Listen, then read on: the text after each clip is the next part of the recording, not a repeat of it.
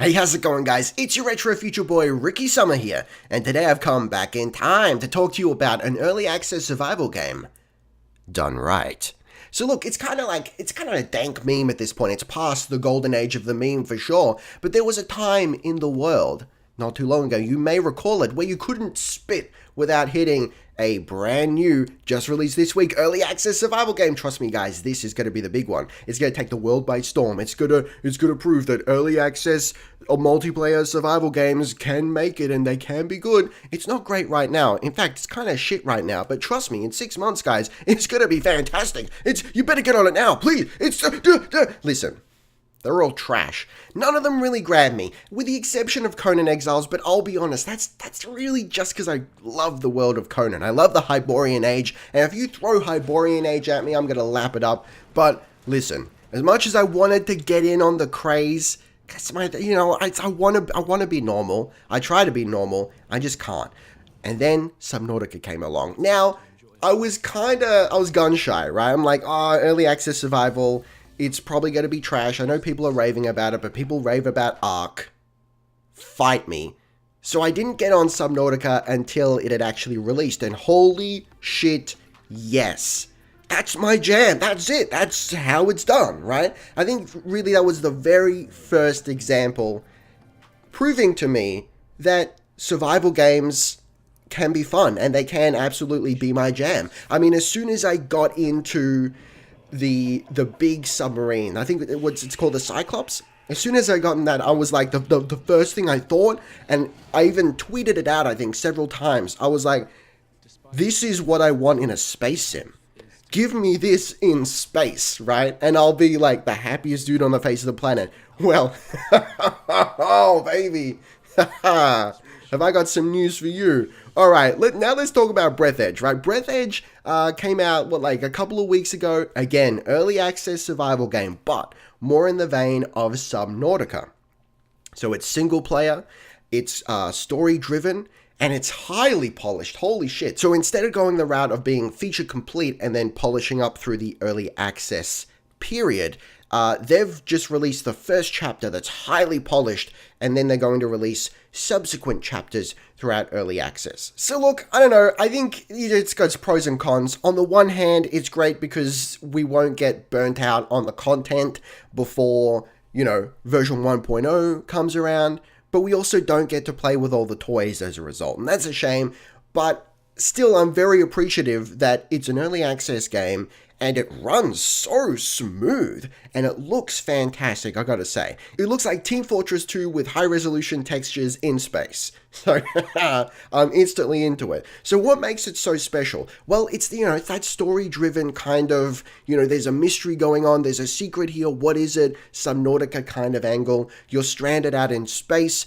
after an accident, you're attached to this funeral liner. You're taking your dead grandfather to some kind of space cemetery, and shit goes wrong. There are robots that look like coffins, and they're really sassy and interrogating you, and apparently there are broccoli aliens attacking. And at first I was like, this is going to be too weird. What I really liked about Subnautica was the tension and the ever so slight horror elements. It's not a horror game, but you're deep down in the ocean, you don't know what's going on, and mystery, the unknown, is inherently scary to, I think, any living thing probably.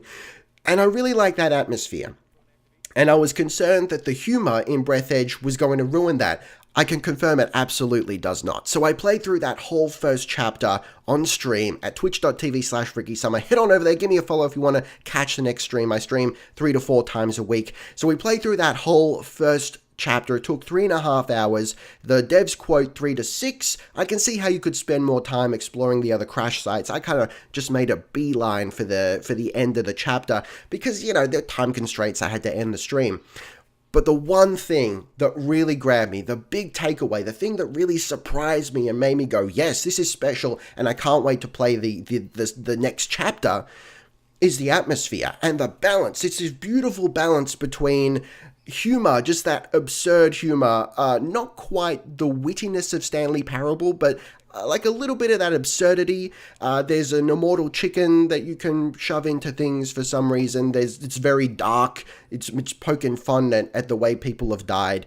But then there's like this wonder and a sense of awe when you're floating through space and you can see all the lighting effects and the celestial bodies and the crash sites in the distance. And it's like, wow.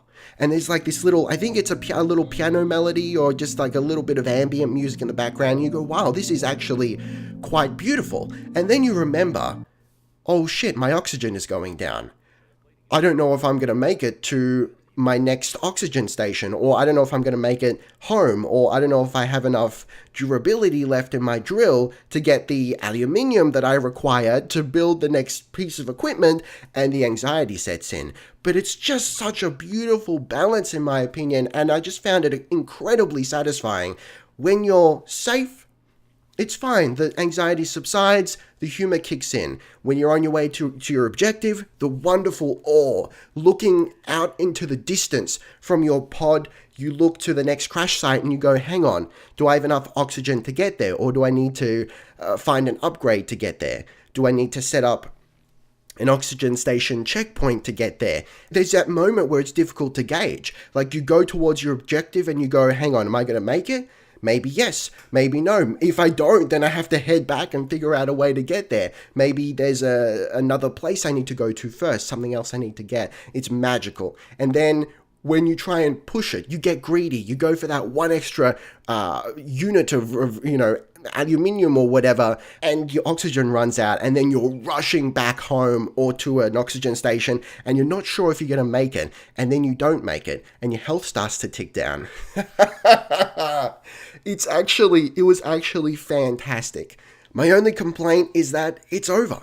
And there's not much reason to go back and play that first chapter again. Maybe with the exception of doing a sort of completionist run and checking out all the crash sites that were not necessary for me to finish the first chapter, but, might have been interesting to check out.